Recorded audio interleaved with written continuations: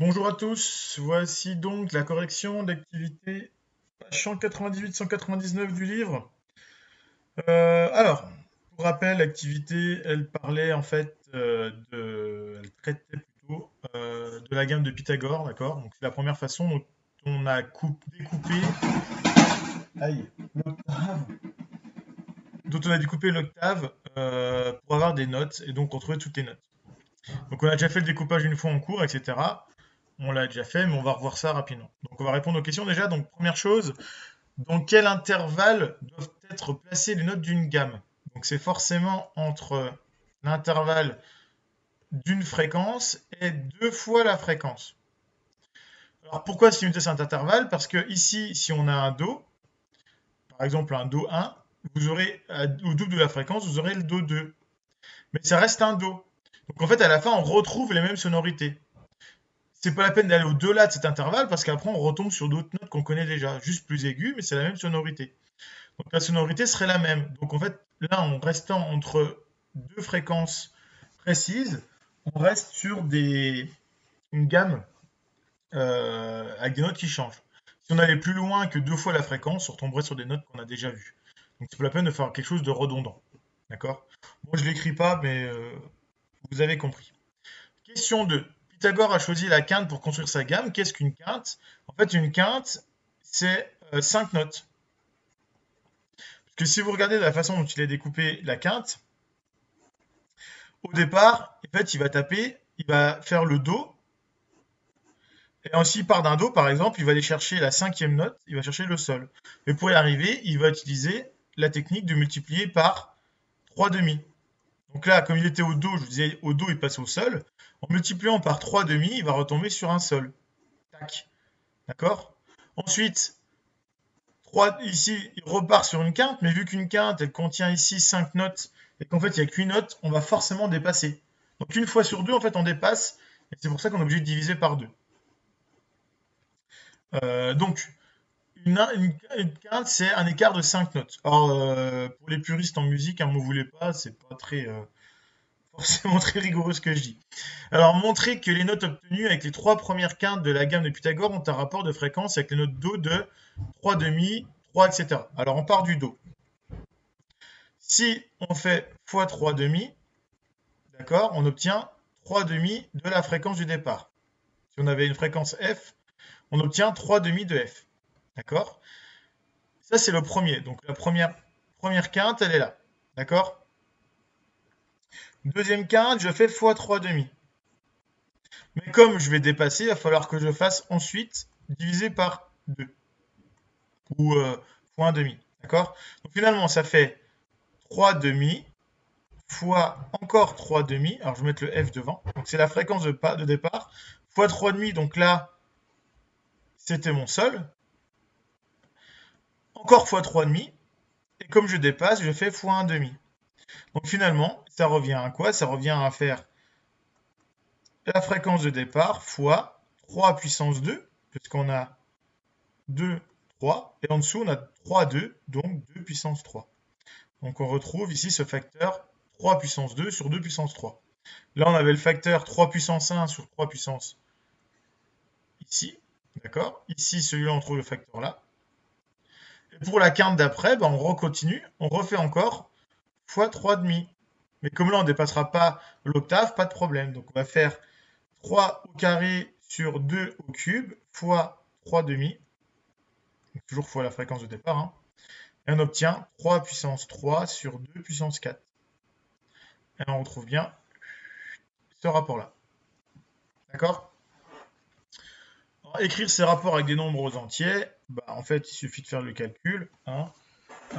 3 puissance 2, ça fait donc 3 fois 3, 9, sur 2 puissance 3, donc ça fait 2 fois 2, donc 2 fois 2, 4 fois 2, 8. Donc ça fait 9 huitièmes. L'autre, ce premier, il faisait 3 demi. Pour le premier, le deuxième 9 huitièmes, le troisième 3 puissance 3, donc 3 fois 3, 9 fois 3, 27 sur 2, donc fois 8, encore fois 2 sur 16. Voilà, 27 16e. D'accord? Pour celui-là. Ça c'est égal, et ça c'est égal. Alors, à partir de ces résultats, calculez les valeurs des fréquences du sol, du ré et du la de la gamme. Donc là, je vais juste effacer un peu tout ça. Donc, hop là, on va effacer tout ça, on va aller un peu plus vite. Donc j'efface tout ça, hein. Faites retour en arrière sur la vidéo si vous n'avez pas le temps de prendre la correction. Tac. Alors, question 4. On part sur un Do, d'accord? Donc le Do, il a une fréquence F. Alors je ne sais plus si on l'a donné dans le sujet. Tac, il a une fréquence de... Il est où le Do? Je ne le retrouve pas. Si, il est là, 261,6. Donc 261,6. Donc F égale 261,6. Donc pour arriver à avoir le sol, qui a l'octave au-dessus, on va avoir F fois 3 demi. Donc ça fait 261,6. Donc je le fais en même temps que vous sur la calculatrice. Sur 3 demi, ça fait 392,4. 392,4 Hz. Donc ça, c'est la fréquence du sol. Donc là, j'ai fait x3,5. Pour passer à la note suivante, il faut que je fasse x3,5 et ensuite x1,5. D'accord? Donc je fais 392 fois 3,5, tac, divisé par 2, et j'obtiens 294. Donc le Ré, il aura pour note 200, pour fréquence, pardon, 294,3 Hz. Et ensuite, on refait x 3,5, et on va voir le La. Donc fois 1,5, et on va avoir 441 Hz. D'accord? Donc on vérifie qu'on retrouve bien les mêmes choses que dans le bouquin.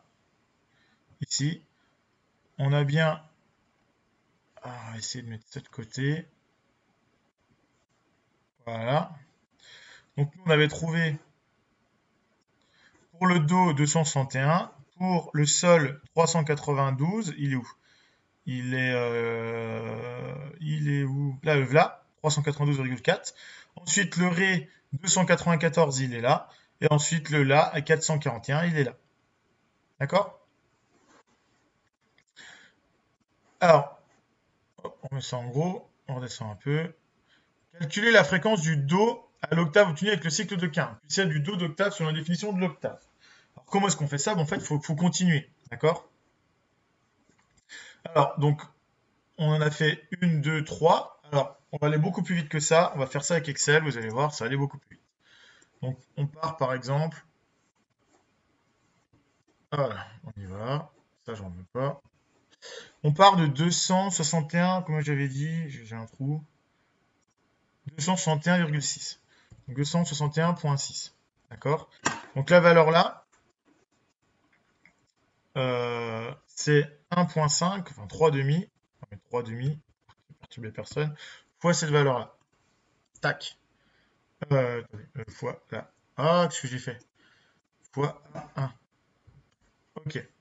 Ensuite, ici, 288. Comme c'est trop grand, on va faire cette valeur-là divisée par 2. C'est par 2. Ok. Ensuite, 200, on retrouve le 294,3. Ensuite, on fait ça fois 3 demi. On va trouver le 441, donc ce sera le là. Donc là, et donc de bout en bout, on y va, on est parti. Donc ici, je fais à chaque fois. Ici, je vais faire égal ça fois 3 demi. J'obtiens 662. C'est trop grand, donc il faut que je divise par 2.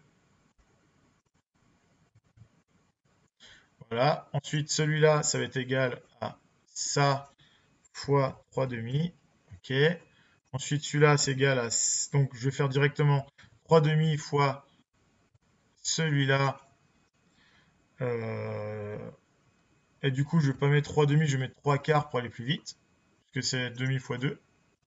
D'accord? Du coup, on redivise par 2. Donc, 372. Ensuite, celui-là, je vais faire égal 3 demi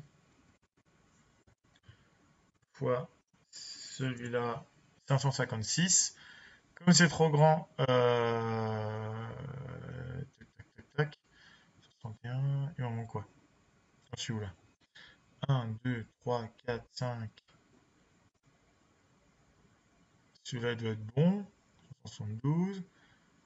Pour 3,5, ça dépasse. Qu'est-ce que j'ai fait là? 520. Donc ça va pas. Il y a un truc qui va pas. Qu'est-ce que j'ai fait? Je vais me tromper quelque part. Pour 3,5, ça passait là. Attendez, je vais me tromper quelque part. Bon, bref. Je me suis emmêlé les pinceaux là. Mais bon, là, on retrouve les valeurs là, d'accord? Donc 392, ensuite 294, ensuite 441, ensuite 331,8, ensuite 496, ensuite 372, donc j'en étais là, d'accord? Ici, comme ça dépasse, c'est 500, c'est celui-là égale ça divisé par 2. Donc on retrouve le 279, voilà, j'ai retrouvé. Ici, et là. Ensuite, c'est égal à ça fois 3 demi. On va avoir 419. On retrouve celui-là. Ensuite, on fait celui-là fois 3 quarts, parce qu'il faudra diviser par 2, donc on trouve le 314,3 qui est là. Ensuite, je refais celui-là fois 3 demi, et je vais retrouver 471, celui-ci. Et ensuite, 471 fois 3 quarts. Et on trouve 353,6. Et le dernier, on fait égal 3 demi de ce 353. Normalement, on devrait retomber sur le double de 161. Sauf que le double de 261, c'est 523,2. Et on ne retrouve pas exactement la même chose. Il y a un écart entre les deux. D'accord? Théoriquement, on devrait tomber sur 523,2. Et quand on fait le truc, on tombe sur 530. C'est ce qu'on voit ici. Il y a un écart. D'accord? Donc du coup, on vous pose la question, calculer la fréquence puissance du dos de la définition octave, de dire la valeur du comma pythagoricien. Alors, je reviens sur mon truc ici. Donc on a dit que, donc on est question 5, pardon, le do, ils l'ont appelé ça comment eux? Le do, on va l'appeler Pythagore, on veut mettre pi, d'accord? Ça vaut donc, on vient de le faire par calcul, on a trouvé 530,3 Hz. Et le do à l'octave, normalement, il vaut 520, je sais plus combien j'ai dit, 523,2. Et donc du coup, si on fait la différence entre les deux, on va trouver ce qu'on appelle le comma. Donc le comma, c'est l'écart qui est entre les deux. Et le comma, il vaut donc 530,3 moins 527,2. Ça fait à peu près 7,1 Hz d'écart. Donc il y a un écart de 7,1 Hz entre les deux valeurs. La valeur qu'on trouve normalement théoriquement d'après la définition de l'octave, et la valeur que retrouve Pythagore en découpant ses notes avec ses découpages ici de 3,5, etc. Avec les quintes. Alors, en vous aidant des valeurs du cycle, montrer que les intervalles entre les notes de la gamme de Pythagore ne sont pas constants. Donc, on peut faire le calcul. Hein. En fait, ici, on va le faire avec Excel. En fait, si on reprend le cycle, il faut qu'on fasse la différence entre ce qu'on a trouvé, d'accord, et celui d'avant. Donc, avec Excel, ça va très vite. Il suffit de faire égal ça moins la valeur d'avant. Tac. Alors, par contre, celle-ci, je vais la mettre là. Oui. Ah, bah oui, ça va pas le faire. On va faire autrement. Donc celui-là, c'est égal à ça moins ça. Tac. Non, qu'est-ce que oui. Donc on voit qu'on a. En fait, c'est pas trop grave, c'est des histoires d'abscisse en fait. Bon. C'est les valeurs absolues. On va pas chercher à, à modifier. Voilà. Donc au premier, on a un écart. On va le faire ici. Alors, attendez, on va le faire autrement. Pour que vous compreniez bien. On va reprendre les valeurs là. D'accord? Égal ça. Tac. Celle-ci égale ça. Et ceci égale ça. Puis après, on les triera par ordre de croissance. Par ordre croissant. Tac. Égal. Tac. Égal. C'est moi qui ai mal, qui aurait pas dû faire comme ça tout à l'heure, c'est pas grave. Égal cette valeur-là. Égal cette valeur-là. Égal cette valeur-là. Et enfin, égale cette valeur-là. Tac. Et toutes ces valeurs-là, on va les trier par ordre, je ne sais plus c'est où. Trier et filtrer, tac. Du plus petit au plus grand. Il me l'a fait ou pas? Non, il n'a pas voulu me le faire. Ah, il veut pas, le boulet. On va les mettre verticalement. Il veut pas horizontalement, je sais pas pourquoi.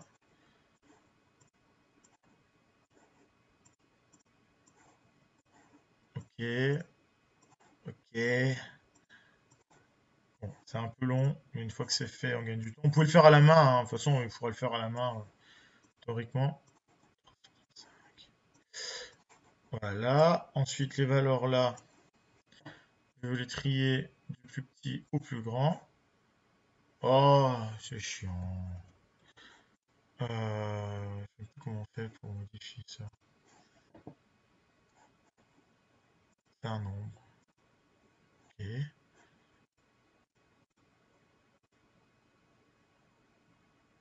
Alors, par contre, je sais pas s'il vient bien vouloir me le trier. Aïe, il va me faire les calculs à chaque fois. Ouah, je recommence. 261.6. Alors, juste la valeur. Je sais plus comment je fais pour prendre la valeur.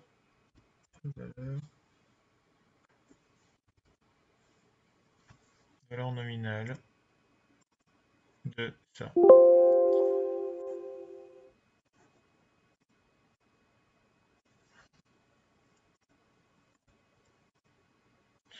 Ok, alors je me pose 2 secondes, puis je trouve comment ça marche. Voilà, donc on va pouvoir faire enfin le tri. Tac, tri du plus petit au plus grand. Hop, donc ils sont dans l'ordre. Donc pour savoir l'écart qu'il y avait entre celle-ci et la note d'avant, ça fait un écart de 17 Hz. Et donc il suffit de tirer ça jusqu'en bas.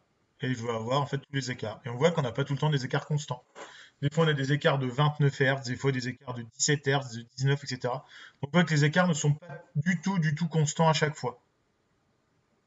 Donc, ça marche pas trop mal, mais c'est pas parfait. On voit qu'il y a un écart de l'ordre de 20, d'accord, en moyenne.